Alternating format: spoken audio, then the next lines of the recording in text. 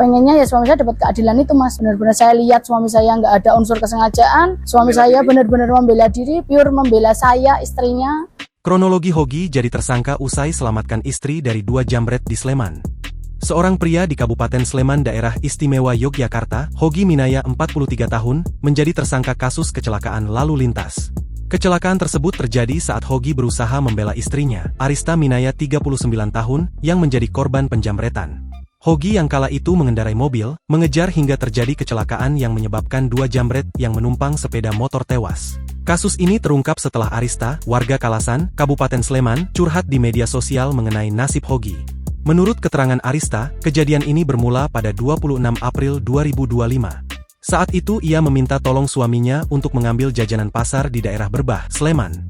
Hogi lalu berangkat dari rumah dengan mengendarai mobil, sementara ia mengendarai sepeda motor untuk mengambil jajanan pasar di Pasar Pathuk. Tanpa sengaja saat perjalanan menuju hotel, Arista dan Hogi bertemu di jembatan Layang Janti. Saat itulah Arista tiba-tiba dipepet 2 orang yang berboncengan sepeda motor. Mereka mengambil paksa tas yang dibawa Arista.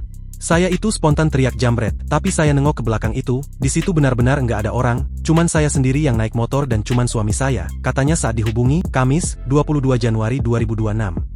Mengetahui hal itu, Hogi langsung mengejar pelaku, sang suami langsung memepet sepeda motor yang dikendarai 2 orang tersebut.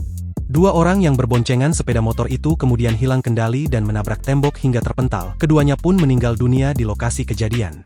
Arista menuturkan suaminya kemudian menjalani dan mengikuti proses hukum selepas kejadian itu. Kasus penjamretan dianggap gugur demi hukum karena kedua pelaku meninggal dunia, sedangkan untuk peristiwa kecelakaan lalu lintas prosesnya masih terus berjalan.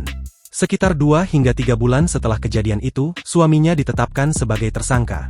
Katanya itu kemarin itu, melakukan pembelaan diri yang terlalu berlebihan, ucapnya. Ia mengatakan, saat ini berkas perkara suaminya telah dilimpahkan ke kejaksaan. Arista menuturkan suaminya sempat akan ditahan, namun dirinya memohon agar suaminya tidak ditahan dan mengajukan penangguhan penahanan.